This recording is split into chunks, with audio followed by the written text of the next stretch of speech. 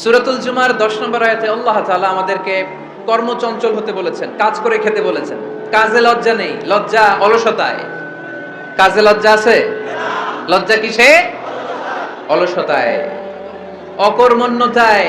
Laziness খুব খারাপ, কিন্তু অ্যাক্টিভ হওয়া, এনার্জেটিক হওয়া, এটা নবীদের সুন্নাত, ঠিক কি না? তো এই আয়াতের মাধ্যমে আল্লাহ তাআলা গোটা বিশ্বের মানুষদেরকে কাজের প্রতি উৎসাহিত করেছেন। আল্লাহ বলেছেন, ফাইদা কুদিয়াতিস সালাতু ফান্তাশিরু ফিল আরদ আবতাগু মিন ফাদলিল্লাহ। যখন সালাত শেষ হয়ে যায় তখন তোমরা জমিনে ছড়িয়ে পড়ো, প্রত্যেকে প্রত্যেকের ওয়ার্ক প্লেসে চলে যাও, কাজ করো। আবতাগু মিন ফাদলিল্লাহ, আর আল্লাহর দেয়া ফদল তালাশ করো, রিজিক তালাশ করো। মসজিদের ভিতরে রিজিক আছে? কথা কয় না। মসজিদে গেলে কি টাকা পাওয়া যায়? খাওয়া পাওয়া যায় না। খাবার উৎপন্ন করতে হয় মসজিদের বাইরে, এ জমিনে। মসজিদে গেলে রহমত পাওয়া যায়। মসজিদে গেলে কি পাওয়া যায়? এজন্য মসজিদে ঢোকার সময় আমরা কোন পা দিয়ে ঢুকি? আর কি পড়ি? আল্লাহুম্মা ফতাহলি আবওয়াবা রাহমাতিক। আল্লাহুম্মা ফতাহলি আবওয়াবা রাহমাতিক। আমরা বলি, হে আল্লাহ, আপনি আপনার রহমতের দরজা আমাদের জন্য খুলে দেন। সুবহানাল্লাহ পড়েন। এই দোয়া থেকে বোঝা গেল মসজিদে ঢুকলে কি পাওয়া যায়? সবাই বলতে হবে, কি পাওয়া যায়? মসজিদে ঢুকলে রহমত পাওয়া যায়, আর মসজিদ থেকে বের হলে রিজিক পাওয়া যায়, ফদল পাওয়া যায়। ফদল, ফদলের আরেক অর্থ হচ্ছে রিজিক। এজন্য মসজিদ থেকে যখন বেরোই কোন পা দিয়ে বেরোই? আর কি পড়ি? আল্লাহুম্মা ইন্নী আসআলুকা মিন ফাদলিক। হে আল্লাহ, আপনার কাছে আমি আপনার ফদল চাই, রিজিক চাই। এই ফদলের কথাই আল্লাহ কোরআনে বললেন, فَإِذَا قُضِيَتِ الصَّلَاةُ فَانتَشِرُوا فِي الْأَرْضِ وَابْتَغُوا مِنْ فَضْلِ اللَّهِ وَاذْكُرُوا اللَّهَ كَثِيرًا لَعَلَّكُمْ تُفْلِحُونَ। সুবহানাল্লাহ পড়েন। আল্লাহ ডেকে বললেন, গোলাম যখন সালাত শেষ হয়ে যায় জমিনে ছড়িয়ে পড়ো, মসজিদে বসে থেকো না। আদেশটা কার? সালাত যখন শেষ মসজিদে বসে থাকার দরকার নাই, জমিনের মধ্যে ছড়িয়ে ছিটিয়ে পড়ো। ওয়াবতাগু মিন ফাদলিল্লাহ, আমার ফদল তালাশ করো, আমার রিজিক তালাশ করো, বেশি বেশি আমাকে স্মরণ করো। সুবহানাল্লাহ পড়েন। তার মানে ইসলামের বিধান হচ্ছে, যখন সালাতের সময় হবে আপনি মসজিদে যাবেন, আবার সালাত শেষ আপনি আপনার কাজে চলে যাবেন। when you are done with your salah, spread out to your workplace। কাজ শেষ তো আপনার কর্মস্থলে চলে যান। এটা হচ্ছে ইসলামের নিয়ম। নামাজের আজান যখন হবে সবাই মসজিদে ঢুকবে, সালাম ফিরিয়ে নামাজ শেষ সবাই মসজিদ থেকে বের হয়ে যাবে। শিক্ষক চলে যাবে স্কুলে, কৃষক চলে যাবে ফসলের খেতে, ব্যবসায়ীরা চলে যাবে শপিং মলে, মেম্বার অফ দ্য পার্লামেন্ট চলে যাবে সংসদ ভবনে। যে যার কাজের মধ্যে সে তাড়াতাড়ি ইনভলভ হয়ে যাবে। সালাত শেষ, কাজে ঝাঁপিয়ে পড়ো। আদেশটা কার? তাহলে ইসলামে ইবাদতের অ্যাটিটিউডটা বুঝতে পারছেন?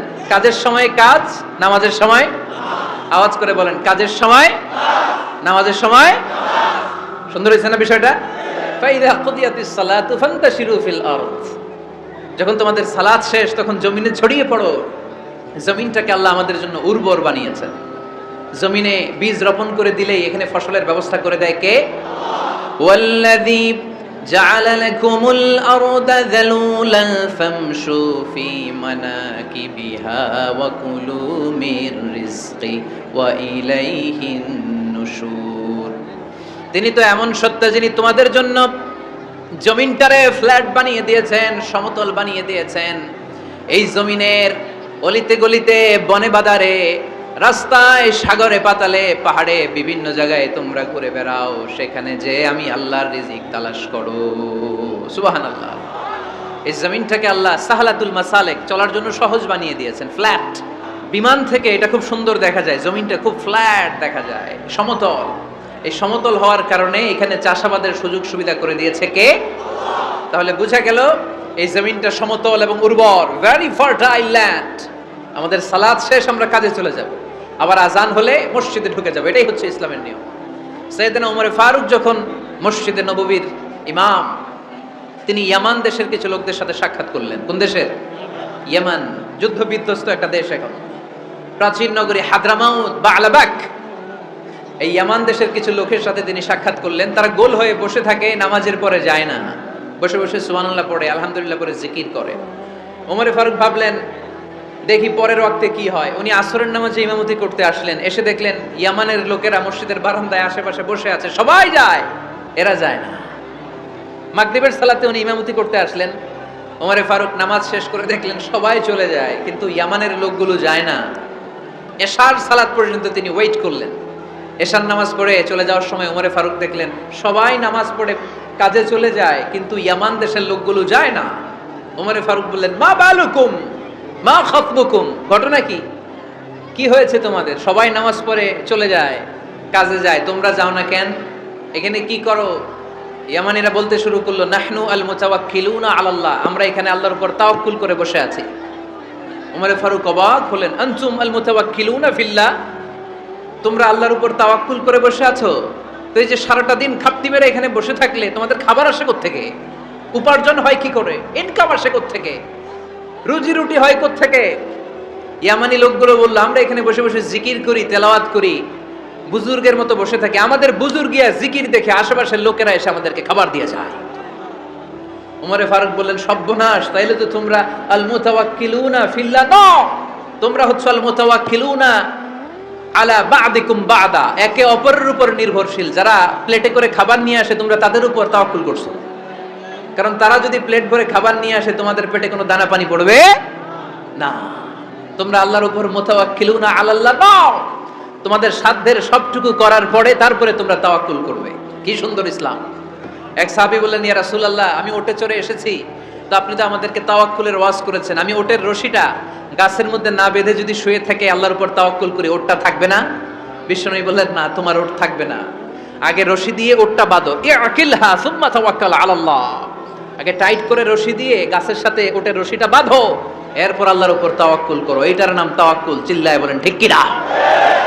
আপনার পার্টটা আপনার করতে হবে, আপনার যে রোল, এই রোলটা প্লে করতে হবে। আপনার সর্বোচ্চটুকু করার পরে আমরা তাওয়াক্কুল করি একজনের উপর। চিল্লায় বলেন তিনি কে?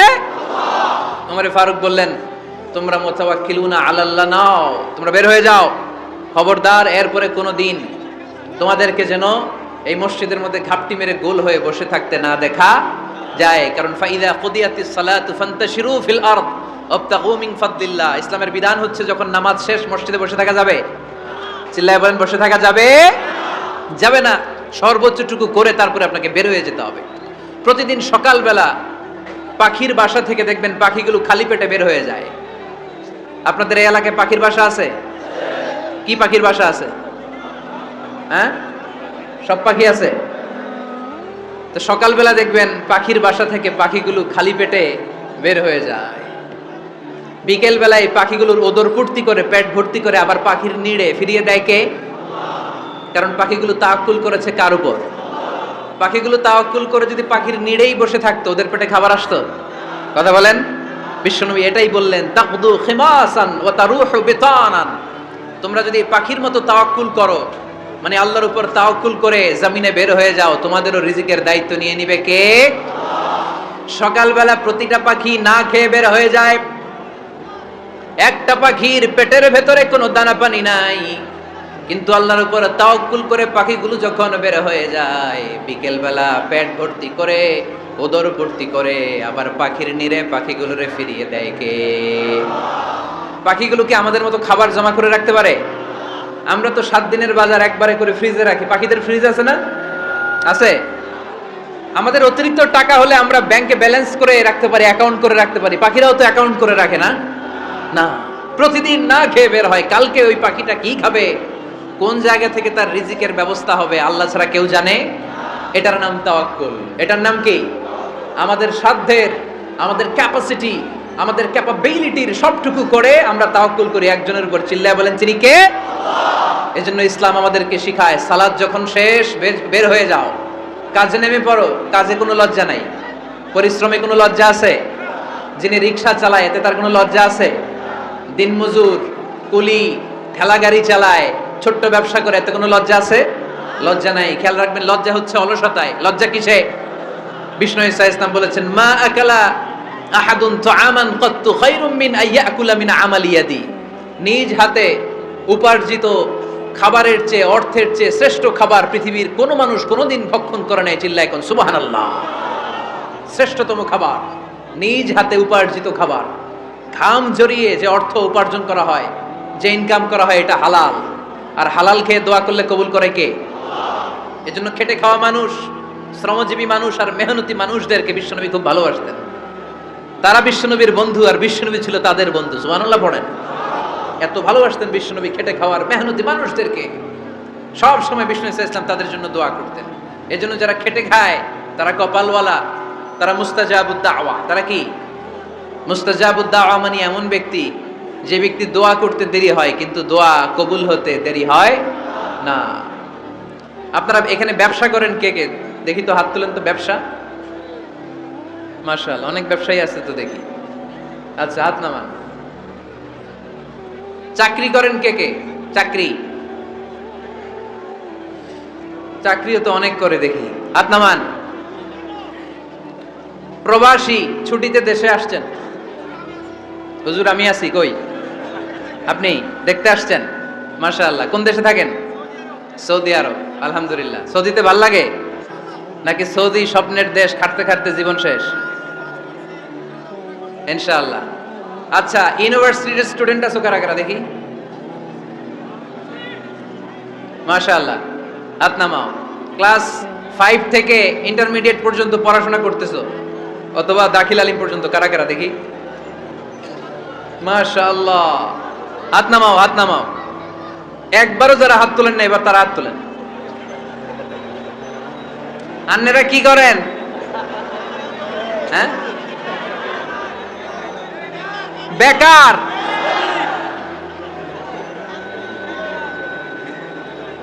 বাংলাদেশে চাকরির বাজার খুব মন্দা, ঠিক কিনা?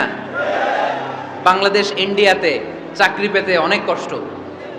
সামান্য একটা পদের জন্য যেখানে চেয়েছে ক্লাস 8 পাস, এখানে ডবল মাস্টার ডিগ্রি অ্যাপ্লাই করছে কয়েক লক্ষ। এজন্য আমাদেরকে উদ্যোক্তা হতে হবে। You have to be the entrepreneur.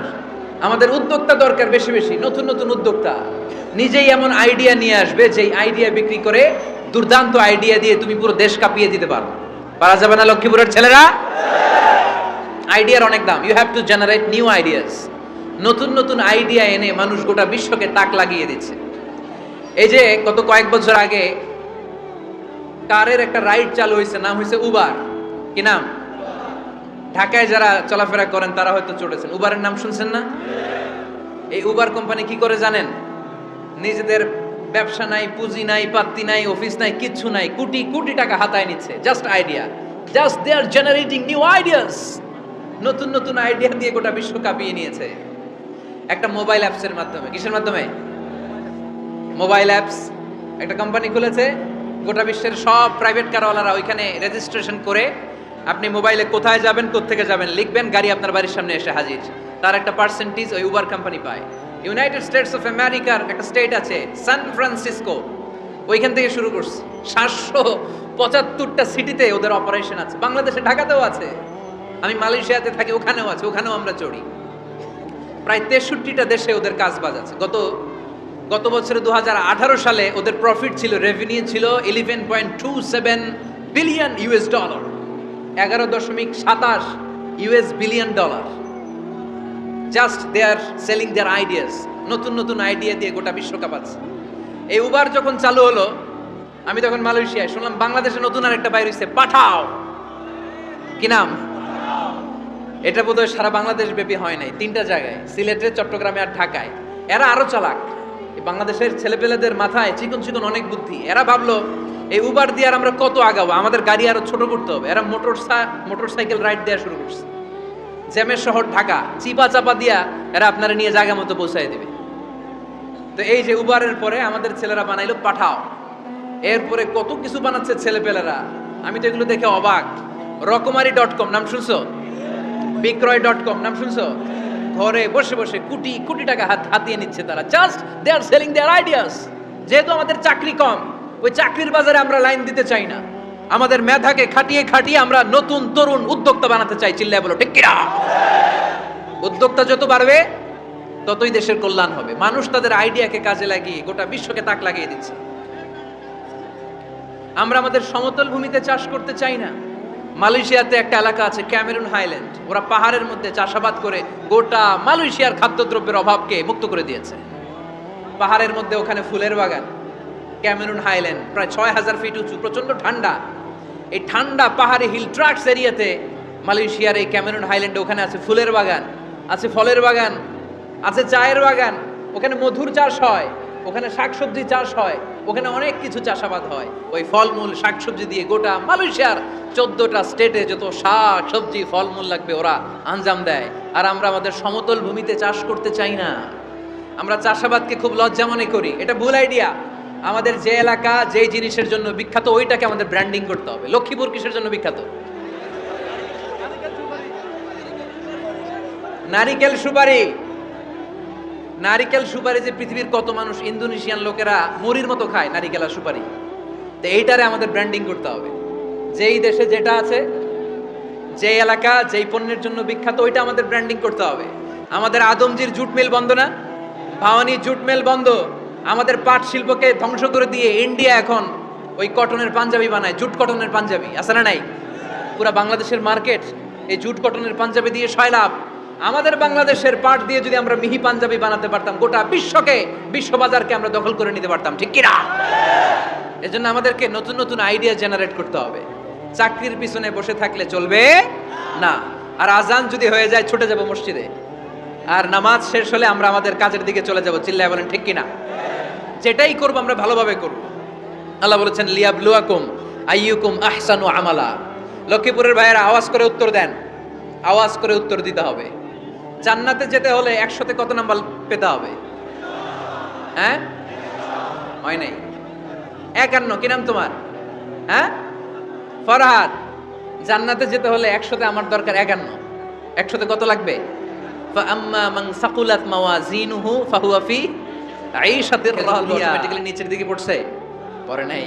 আল্লাহ শিক্ষা দিয়েছে যেই পরিস্থিতিতে থাকো না কেন তোমাকে শ্রম ব্যয় করে কষ্ট করে তোমার উপার্জন করতে হবে, রিজিকের বন্দোবস্ত করতে হবে। চিল্লায় বলেন ঠিক কিনা? ইসলাম আমাদেরকে এটাই শিখিয়েছে, কাজে লজ্জা নাই। আবার বিশ্বনবী বললেন ইন কামাতিস সাআ ওয়া ফি ইয়াদি আহাদিকুম ফাসিলাতুন। তোমাদের কারো হাতে যদি একটা চারা বীজ থাকে, সে যদি দেখে কিয়ামত হতে শুরু করেছে, ফাইন ইসতাতাআ আন ইয়াগরিসাহা ক্বাবলা আন তাকুমাস সাআ ফালইয়াগরিসহা। কারো হাতে একটা চারা বীজ নিয়ত করেছে, চারা বীজটা রোপণ করবে। ইন দ্য মিন টাইম দেখলো কিয়ামত হতে শুরু করেছে, বিশ্বনবী বললেন যদি তোমার সুযোগ থাকে কিয়ামত হওয়ার আগে চারা বীজটা রোপণ করে দাও। কথা বুঝতে পেরেছেন? আপনার হাতে একটা চারা বীজ, আপনি প্ল্যান করেছেন এই চারা বীজটা রোপণ করবেন। ইন দ্য মিন টাইম দেখলেন কি হওয়া শুরু হয়েছে?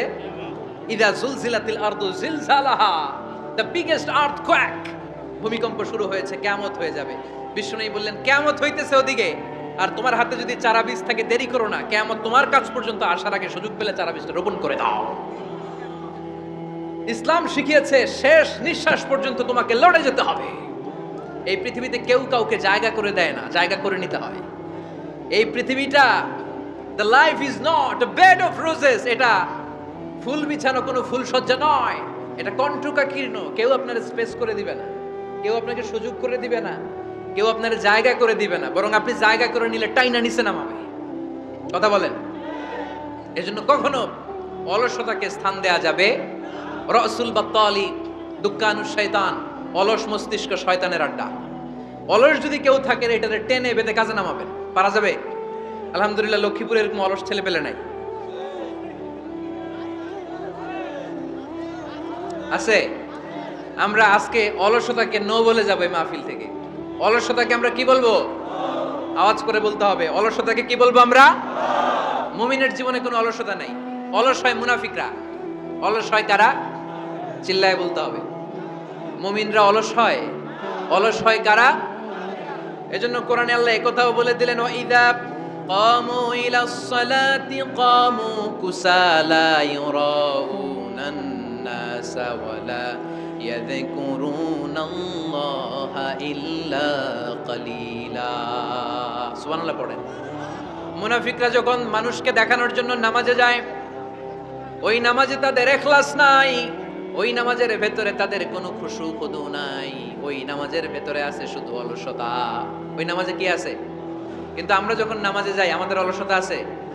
আমরা নামাজ পড়লে আমাদের হৃদয়টারে সজীব করে দেয় কে? আমরা ওযু করলে আমাদের মনটাকে চাঙ্গা করে দেয় কে? আমরা মসজিদে ঢুকলে হৃদয়টাকে প্রাণবন্ত করে দেয় কে? মুমিন ওযু করলে চাঙ্গা হয়। বিষ্ণু ঈসা ইসলাম বললেন, ইয়াকিদু শাইতানু আলা কাফিয়াতি রাসি আহাদিকুম ইযা নাম। খেয়াল করে শুনবেন লক্ষ্মীপুরের ভাইরা, চমৎকার একটা হাদিস। আমরা যখন ঘুমোতে যাই, শয়তান আমাদের প্রত্যেকের মাথার পিছনে 3টা অলসতার গিট মারে। কয়টা? আওয়াজ করে বলেন। 3টা অলসতার গিট মারে। ইয়াকিদু শাইতানু আলা কাফিয়াতি রাসি আহাদিকুম সালাসা উকাব। 3টা গিট মারে যখন আমরা ঘুমোতে যাই। অলসতার 3টা গিট মেরে আমাদের কানের সামনে এসে ফিসফিস করে মন্ত্র পড়তে থাকে, আলাইসা লাইলুন তাওয়িলুন ফারকুদ, আলাইসা লাইলুন তাওয়িলুন ফারকুদ। বিশাল লম্বা রাত, ঘুমাও। অনেক সময় আছে, ঘুমাও। রাত 5টা বেজে যাচ্ছে, তাহাজ্জুদের সময় শেষ হয়ে যাচ্ছে, তখনও শয়তান বলে রাত অনেক লম্বা, ঘুমাও। ফজরের সময় পার হয়ে যাচ্ছে, সূর্য উঠে যাচ্ছে, শয়তান বলে আলাইসা লাইলুন তাওয়িলুন ফারকুদ, এখনো অনেক সময় আছে, লম্বা লম্বা লম্বা চৌড়া রাত পড়ে আছে, তুমি ঘুমাও। বিশ্বনবী বললেন, ফাইন ইস্তাইকাযা ওয়া যাকারাল্লাহ ইনহাল্লাত উকদা। আমার উম্মতের কেউ যখন ঘুম থেকে জেগে ঘুম থেকে ওঠার দোয়া পড়া শুরু করে দেয়, অলসতার প্রথম গিটটা সাথে সাথে খুলে দেয় কে? আপনি ঘুম থেকে উঠেই যখন ঘুম থেকে ওঠার দোয়া পড়বেন, আপনার অলসতার প্রথম গিট খুলে দেয় কে? ঘুম থেকে ওঠার দোয়াটা কি? আলহামদুলিল্লাহিল্লাযী আহিয়ানা বা'দামা আমাতানা ওয়া ইলাইহিন নুশুর। প্রশংসা সে আল্লাহ, যে আল্লাহ আমাদেরকে লম্বা একটা ঘুম শেষে, মৃত্যু শেষে আমাদেরকে ঘুম থেকে উঠালেন। এই দোয়াটা পড়ার সাথে সাথে শয়তান যে 3টা গিট মারছে, ওই 3টার একটা খুলে দেয় কে? ফাইন তাওয়াদ্দা ইনহাল্লাত উকদা। ঘুম থেকে জেগে ঘুমের দোয়া পড়ার পরে যখন কেউ ওযু করে ফেলে, অলসতার দ্বিতীয় গিটটাও খুলে দেয় কে? ওযু করার পরে ফাইন সাল্লাত ইনহাল্লাত উকদা, নামাজের মুসল্লায় দাঁড়িয়ে যখন নামাজ শুরু করে দেয়, অলসতার 3 নাম্বার গিটটাও খুলে দেয় কে? 3টা গিট যখন খুলে দেয়, বিষ্ণু ঈসা ইসলাম বলেন, ফাসবাহা নাশীতাল কলব। নাশীত, তখন মুমিন বান্দা সজীব হয়ে ওঠে, প্রাণবন্ত হয়ে ওঠে, উচ্ছ্বসিত হয়ে ওঠে। ওয়া ইল্লা খাবিসান নাফসি কাসলান। আর যদি ঘুমিয়ে থাকে, 3টা গিট তার মাথার পেছনে শয়তানের অলসতার লেগে থাকে, তাহলে তার দিনটা শুরু হয় অলসতা দিয়ে, আর সে হয় অলসতার রাজা। চিল্লায় এখন ঠিক কিনা? এজন্য আমরা কি অলস হতে চাই না কর্মঠ হতে চাই? কোন নবীরা কি অলস ছিলেন? পৃথিবীতে কোন নবী অলস ছিলেন? সব নবী কর্মঠ ছিলেন। বিষ্ণু ঈসা ইসলাম বললেন, মা বাআসাল্লাহু নাবিয়্যান ইল্লা রাআল গানাম। এই পৃথিবীতে এমন কোন নবী নাই যেই নবী বকরি চড়ায় নাই। কি চড়ায় নাই? বকরিরে আপনারা লক্ষ্মীপুরের ভাষায় কি বলেন? কি বলেন? ছাগল। তো পৃথিবীতে এমন কোন নবী নাই যেই নবী কি চড়ায় নাই? ছাগল চড়ায় নাই। সাহাবারা বললেন, ইয়া রাসূলুল্লাহ আনতা কাযালিক, আপনিও ছাগল চড়াইছেন? বিষ্ণু ঈসা ইসলাম বললেন, না, আমিও ছাগল চড়িয়েছি। ওয়া ইন্নী আরআহা আলা কারারাইতি আহলি মক্কা, আমি তো মক্কাবাসীদের অল্প কিছু পয়সার বিনিময়ে তাদের ছাগলগুলোকে চড়িয়ে দিতাম। সুবহানাল্লাহ পড়বেন না? বিষ্ণু ঈসা ইসলাম ছাগল চড়াতেন। ছাগল চড়ানো সহজ কাজ না কঠিন কাজ? কেন কঠিন এটা? হ্যাঁ, টেরা, খুঁটি মারে। হ্যাঁ, কি করে? বসে থাকতে হয়। তো ছাগল যারা পালে তারা জানে ছাগল পালা কত কষ্ট। ওরে ডানে টান দিলেও কই যায়? রশি ধরে বায়ে টান দিলে কই যায়? সামনে টানলে কই যায়? পিছনে টানলে কই যায়? সারা সপ্তাহ আপনি সময় পান না এটার গোসল করাবেন। ভাবলেন আজকে জুমার দিন আমিও গোসল করি, এটারও গোসল করাই। এটারে আপনি পুকুর ঘাটে নিবেন, টান দিয়েছেন, ওর বাপের কিরা, ও 1 ইঞ্চিও সামনে যাবে না। ঠিক কি না? এইটারা প্রাণী। আল্লাহর কি কি মহিমা! আল্লাহ তাআলা পৃথিবীর সবচেয়ে শ্রেষ্ঠতম মানুষদেরকে ছাগল চড়িয়ে ছেড়েছেন। ঠিক কি না? মা বাআসাল্লাহু নাবিয়্যান ইল্লা রাআল গানাম। এই পৃথিবীতে এমন কোন নবী ছিল না যে নবীরা ছাগল চড়ায় নাই। আল্লাহ বুঝাতে চাইলেন ছাগল চড়ানো অনেক কষ্টের কাজ, অনেক ধৈর্যের প্রয়োজন। এখন নবীরা তোমরা ছাগল চড়াও, কিছুদিন পর ছাগলের চেয়েও টেরা জাতি মানুষ চড়াইতে হবে। মানুষের মধ্যে টেরা আছে না নাই? ভালো বললে ভালোটা বুঝে না, ডানে যেতে গেলে বায়ে যায়, বায়ে যেতে বললে ডাইনে যায়, এরকম আছে না নাই? সম্মানিত ভাইয়েরা, সমস্ত আম্বিয়া আলাইহিমুস সালাম ওনারা কর্মঠ ছিলেন। সাইয়েদনা আদম আলাইহিস সালাম নিজ হাতে চারা গাছ রোপণ করে চাষাবাদের কাজ করেছেন। সুবহানাল্লাহ পড়েন। সাইয়েদনা ইব্রাহিম আলাইহিস সালাম চাষাবাদের কাজ করেছেন। সাইয়েদনা দাউদ আলাইহিস সালাম নিজ হাতে যুদ্ধের জন্য যে পোশাক পরতে হয়, যেটা পরলে গায়ের মধ্যে ছুরি মারলেও ঢুকে না, ওই শিরস্ত্রাণ বানিয়েছেন। নিজ হাতে তলোয়ার বানিয়েছেন, সুবহানাল্লাহ পড়েন। সাইয়েদনা মূসা আলাইহিস সালাম ছাগল চড়িয়েছেন। সাইয়েদনা মূসা আলাইহিস সালামের মেজাজ নরম না গরম? নবীদের মধ্যে সবচেয়ে বেশি মেজাজওয়ালা নবী ছিলেন মূসা আলাইহিস সালাম। উনিও 8 থেকে 10 বছর সাইয়েদনা শুআয়ব আলাইহিস সালামের এরিয়াতে ছাগল চড়িয়েছেন। চিল্লায়ে বলেন সুবহানাল্লাহ। এজন্য নবীরা যেহেতু কাজ করেছেন, কর্মঠ ছিলেন, আমরাও কর্মঠ হব, ঠিক কি না? সাহাবারাও কর্মঠ ছিলেন, বিশ্বনবীর সাহাবারাও ব্যবসা করতেন। সাইয়েদনা আবু বকরের বিশাল ব্যবসা প্রতিষ্ঠান ছিল। সুবহানাল্লাহ পড়েন। আপনারা হজ উমরা করেছেন কে কে দেখি? করছেন? মাশাআল্লাহ। যারা করে নাই আল্লাহ তাদেরকেও আল্লাহর ঘর জিয়ারতের তুমি নসিব করো। বিশ্বনবীর মাকবারার সামনে দাঁড়িয়ে আমরা যেন সালাম পেশ করতে পারি, তুমি নসিব করো। বাইতুল্লাহ শরীফে এবং মসজিদ নববীতে আমরা যেন সালাত আদায় করতে পারি, আল্লাহ তুমি নসিব করো। সাইয়েদনা আবু বকর রাদিয়াল্লাহু তাআলা আনহুর ব্যবসা প্রতিষ্ঠান ছিল মক্কার কাবা ঘরের পাশেই। ওনার ব্যবসা প্রতিষ্ঠানগুলো যেখানে ছিল ঠিক ওইখানেই সৌদি সরকার এখন শপিং মল বানিয়ে দিয়েছে, মাতজার আবু বকর। মক্কা শহরের যেখানে বহিরাগতরা এসে ওখানে ছাগল, ওখানে ঘোড়া, উট এগুলো রাখতো, আস্তাবল রাখতো, ঘোড়া আর উট যেখানে রাখা হতো ঠিক ওই জায়গায় সৌদি সরকার ওটার পার্কিং লট বানাই দিচ্ছে। মানে যেখানে আগে সাহাবাদের ব্যবসার জায়গা ওইখানে বর্তমানে শপিং মল। যেখানে আগের সময়কাল সাহাবারা উট আর ঘোড়া রেখে বাঁধতো ওইখানে এখন গাড়ি ঘোড়া রাখার ব্যবস্থা করা হয়েছে। সাইয়েদনা আবু বকর অনেক বড় ব্যবসায়ী ছিলেন। ওনার নিজ টাকা দিয়ে হাবাসা থেকে আসা সাইয়েদনা বেলালকে তিনি 20,000 স্বর্ণ মুদ্রা দিয়ে উমাইয়া ইবনে খালাফের কবল থেকে তিনি মুক্ত করেছেন। সাইয়েদনা উসমান যুন্নুরাইন বড় ব্যবসায়ী ছিলেন। নিজের টাকা দিয়ে মদিনার মুসলমানেরা পানি খেতে পারে না, বিইরে রুমা নামে একটা কুয়া ছিল, এই কুয়ার মালিক ছিল ইহুদি। মুসলমানেরা পানি খেতে গেলে এসে বকা দিত, পানি খেতে দিত না। বিশ্বনবী বললেন, আমার সাহাবীদের মধ্যে এমন কি কেউ নাই নিজের অর্থায়নে বিইরে রুমা কিনে মুসলমানদেরকে দিয়ে দিবে? সাইয়েদনা উসমান যুন্নুরাইন বলল, ইয়া রাসূলুল্লাহ, আপনার খেদমতে আমি হাজির। মুহূর্তের মধ্যে সাইয়েদনা উসমান যুন্নুরাইন নিজের অর্থায়নে বিইরে রুমাটা কিনে মুসলমানদের জন্য সদকা করে দিয়েছে। তো ব্যবসা না করলে, কর্মঠ না হলে, উপার্জন না হলে সদকা করা যাবে? চিল্লায় বলেন করা যাবে? সুনানে তিরমিজির বর্ণনা, বিষ্ণু ঈসা ইসলাম মক্কা থেকে যত সাহাবারা হিজরত করে মদিনায় এসেছে, মদিনাতে কোনো না কোনো সাহাবার সাথে বিশ্বনবী ভ্রাতৃত্বের বন্ধনে আবদ্ধ করে দিয়েছে। সুবহানাল্লাহ পড়েন। এজন্য মক্কা থেকে যারা এসেছে এদেরকে বলে মুহাজির। এদেরকে কি বলে? আর মদিনায় যারা ছিল এদেরকে বলে আনসার। এদেরকে কি বলে? আওয়াজ করে উত্তর দিবেন। মক্কা থেকে যারা এসেছে তাদের নাম আর যারা মদিনার সাহাবী তাদের নাম আনসার। আজকে এই মাহফিলে লক্ষ্মীপুর এর বাইরে থেকে কারা কারা আসছেন দেখি?